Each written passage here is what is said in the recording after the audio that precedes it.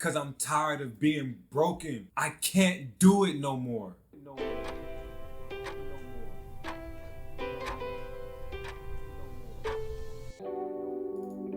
I swear they'll never feel the same pain. They playing with my life on God. I swear they aiming at my life on God. These bullets fly, you better hope that they miss you. Our mothers cry, cause they rip through our tissue. They aiming at my life on God.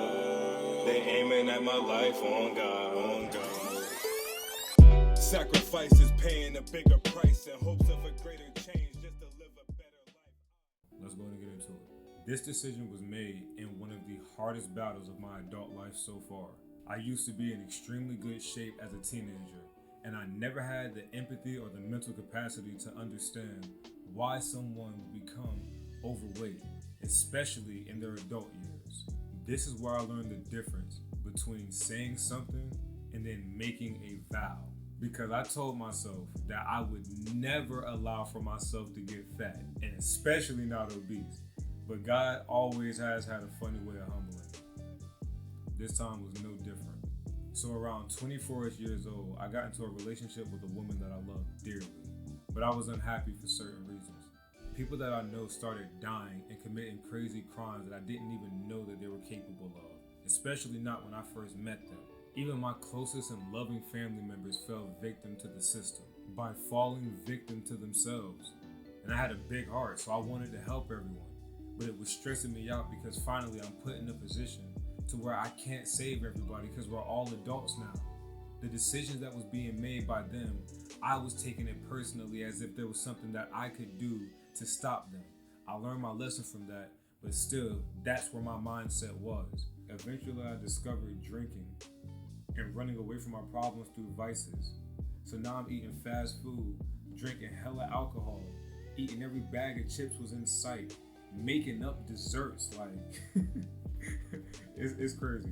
But yeah, I started running away from my problems through vices. I was even smoking cigarettes, and I would drink myself to alcohol poisoning at least 2 to 3 times a week. The stories that I have, literally, I have a woman that can vouch for me, my ex-fiance. The stories that I have when it came to me drinking and how much I drank, the aftermath was horrendous. So alcohol poisoning was really normal to me. It's not that my body ever adjusted to it, but it's that I was tearing myself apart because I couldn't deal with what was going on. Alright, so y'all pretty much get the point. So flash forward, yeah, so my weight started to increase dramatically because I was blinded by the fact that I was suffering mentally and spiritually. So honestly, all I wanted to do was just unalive myself, for real. And I prayed for it day in and day out. It never happened. No matter how much, I would wake up saying it. To go to sleep, I actually used to imagine my body decaying into the ground and a bed of flowers rising up. And that's how depressed I was, because that shit actually helped me go to sleep. Like, how mentally messed up and spiritually torn apart do you have to be to imagine yourself dying just so that way you can get some shut-eye? It was insane. Like, saying it out loud is so weird because I know I'm gonna end up posting this, but it was crazy, bro. I hated myself. I hated everything about me. So eventually I figured, if I'm hurting so much inside, then I should go searching for love, right? I need to go find love again. And I know that this is about to sound hella cliche, but the problem came from the fact that I was literally looking outside for what needed to be healed inside. So my search for love was filled with nothing but constant rejection and ridicule. I wasn't just ugly, I was like down bad, down horrendous. Now I've dated big women before, even when I was younger and in shape, because I was really focused on people's hearts. I've dated obese women, I've dated skinny women. So when I became obese, I was expecting for others to look at me the same way, but how naive I was. Everyone could see that I was hideous on the outside. Nobody could see that I was beautiful on the inside. Nobody cared for that. That's why I got ridiculed. That's why I got rejected so bad. Nobody cared for my heart. So once me and my girlfriend at the time had broken up, like I said, on a search for love, yada yada, I went to go get some Chinese food, and on the fortune cookie, as I was eating it, it said, you will find new love. I'm looking at the fortune cookie like, bro, I don't give a damn about none of this shit, but whatever. So I stuffed it back inside the bag. I stopped eating and I went out to Walmart so I could go get some more food to eat. Now keep that fortune cookie in mind, because it comes to play an important part again at the end of the story, because that was God speaking to me through that message. As I was there was a woman that I had seen, and she automatically caught my attention. So I approached her with all three of my chins sticking up proudly. Now, mind you not, I got a gut in the stomach and everything else, but I'm telling this woman who is in obviously good shape that I'm a personal trainer. Like, I knew how to get muscle, I didn't know how to lose weight. That's not a personal trainer, that's a person who knows how to lift. Big difference. And it's funny because I'm actually a personal trainer now. That's the crazy part. So I'm telling her that I'm a personal trainer and going through the ropes and yada, yada, yada, right? And when she spoke, literally, I folded. My facial expression was changing. It was insane. Like, I was stuttering. I tried to walk away from her. I was squatting down, etc. I was ghosted. I don't know why she kept watching my stories. It was so confusing. Like, why are you watching my stories, but you're not responding to my text messages? Why are you on my Instagram page, but you don't even want to talk to me? You see what I'm saying? It made everything feel like it was all fake, you know? Which it probably was. Like I said, I walked up to her with 3 chins and a fucking fupa.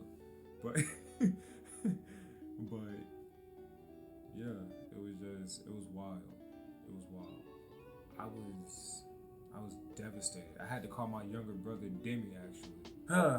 It brought my spirits up a tiny bit, but overall I was just still like down in the dumps, right? And I just kept thinking about it. Damn, my heart feels funny thinking about it now. Cause it's like I'm watching myself as I'm telling y'all this story. Like, I'm literally like reliving everything as I'm telling y'all this. And it's like I could look back at myself and be like, damn, dog. I feel for you and I wish you didn't have to go through it, but sometimes you do. And you gotta put yourself in your shoes where you once was to understand how far you came. Does that make sense? If you don't suffer and you can't look back on something and understand the lessons that you learned from it or what you learned after surviving it, then you didn't truly grow. Yeah, anyways, back to the story. It got so bad I started crying because I was like, bruh, nobody's ever gonna love me. Nobody cares to even get to know me. People would rather fake like they like me just because they don't want to tell me no to my face. Like, how bad of a loser did I look like for you to give me a number knowing that you wasn't even going to talk to me 3 days later? Like, I'm just thinking about like what she thought of me in that moment, in those moments. What is she telling her friends or her girlfriends while she's reading my texts, while she's watching my stories? I like listening to, you know what I'm saying, R&B music, of course rap, but I like listening to R&B music too, slow music, you know, I'll turn on some Bryson Tiller and listen to some trap soul, some love songs, whatever. And I got that shit playing like all of my stories, and she's probably like, look at this loser. This fool boy.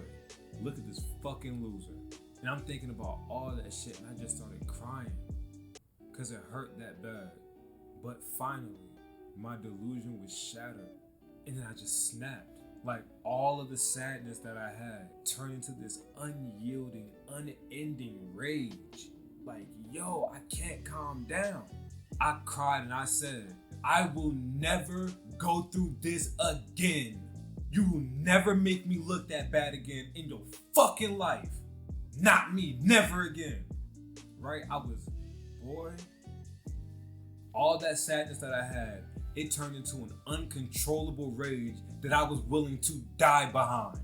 When I made that statement, I was willing to die, like literally give my life to keep true to what the fuck I said. I was willing to lose everything. I was turning that shit down. I said, I don't want to go nowhere. I don't want to focus on nothing. I want to just fix myself because I'm tired of being broken. I can't do it no more. Once I had made that declaration, I just exploded. Everything that was in started to come out. It was an unbelievable experience when you're able to be vulnerable with yourself. I was always my own problem.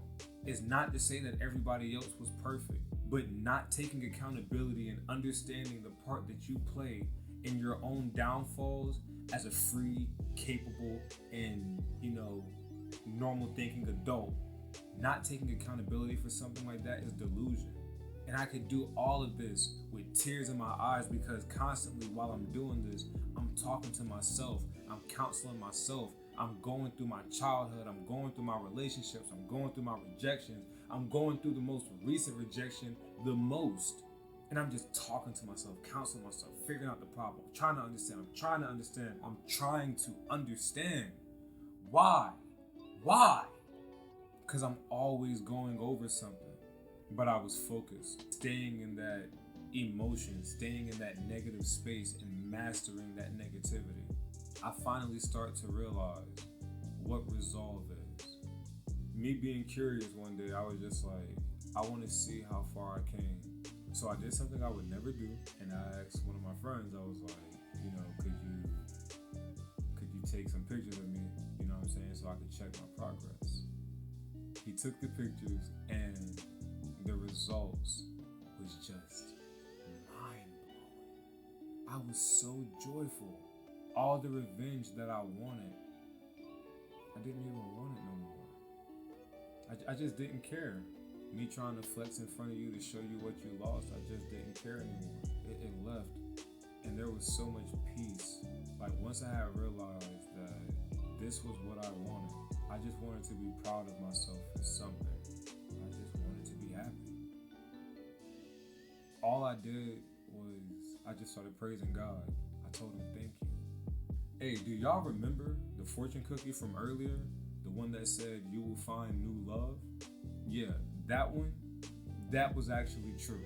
But it wasn't in the way that I thought. Because I thought that the woman was going to be that new love. But I was wrong. It was me. It was me, bro. I've never loved myself. Even when I first got into shape, I was still so insecure. There's no insecurity. I don't look at other people and think, damn, if I was only 6 foot, or damn, if I had green eyes, or man, some people just have all the luck. I finally love myself. I hated myself all my life. All my life. I would never tell myself I love myself. It was, what? No.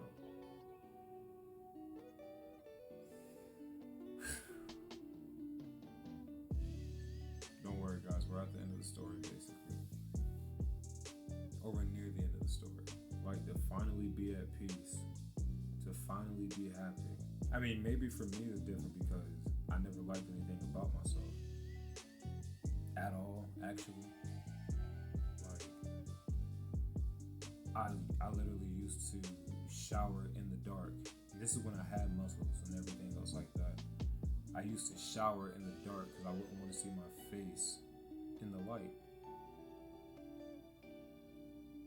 I used to make terrible jokes about myself, stuff that I can't even say on YouTube or wouldn't feel comfortable saying on YouTube. Well, I used to make jokes about myself and just tear myself down every single day. It's been that way my whole life.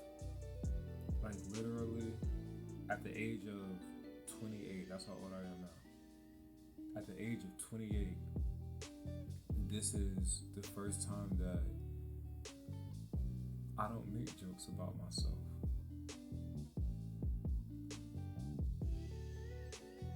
I don't have to do that anymore.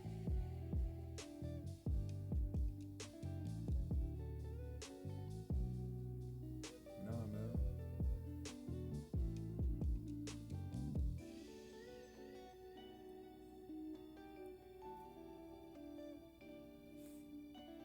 I ain't gotta do that no more.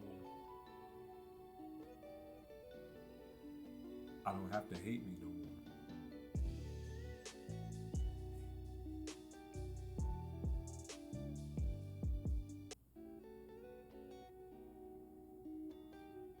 I can love myself and I can be fine.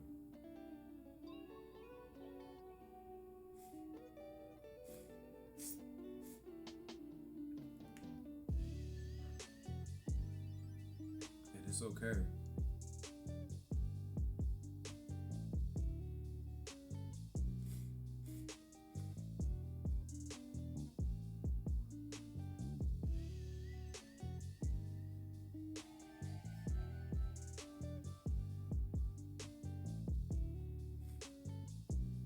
It's okay to say that Notorious, I love you, bro.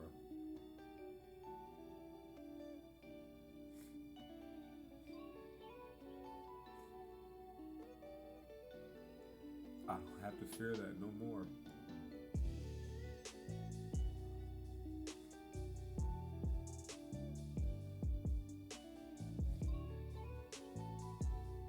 I'm okay.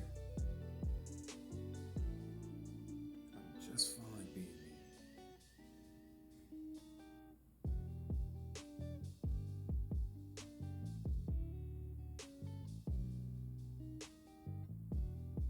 It was a journey.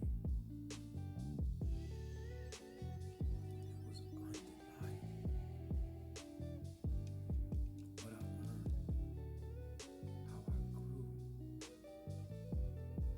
the lessons and the things that I have to offer people. It's undeniable, man.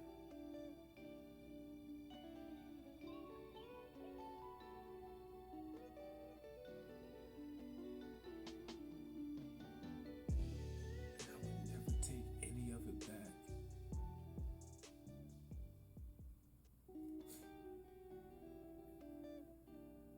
I would not take any of it back.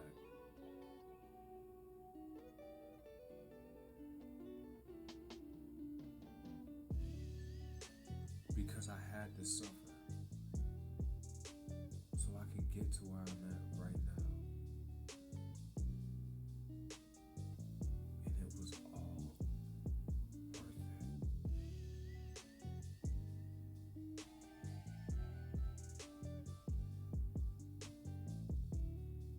Like I said, I don't hate myself anymore.